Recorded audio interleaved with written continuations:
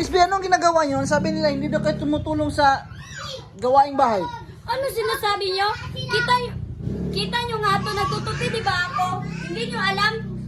Baka hindi kayo marunong maglinis ng bahay nyo kasi ang kalat-kalat ng bahay nyo at yung mga damit nyo, kung yung sansan nyo lang nilalagay. Ganun ba? Oo nga, anong pinagsasabi niyo hindi kami marunong maglinis ng bahay? At saka confidence ka pa nagsabi hindi kami marunong. Tingin mo nga ito, nagwawalis kami, naglilinis kami ng bahay. Inggit ka lang dahil wala kang bahay.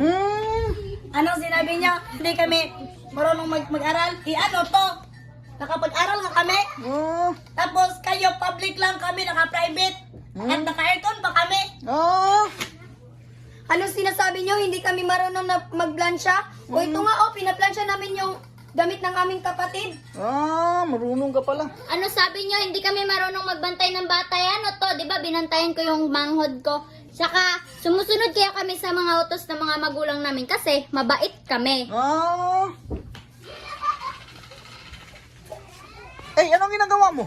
Naghugas ng pigan kasi ang dami kasing hugasin. Mga bait kasi kami mga bata kaya naghuhugas kami at tumutulong kami sa mga gawaing bahay. Tapos ano pa sabi-sabi nyo sa amin na hindi kami naglilinis? So anong ginagawa namin ngayon? Mga babae Mabait pala kami. mga SB Oo nga, kayo lang yung nagadaot sa amin. Alis na ako, mabait pala kayo.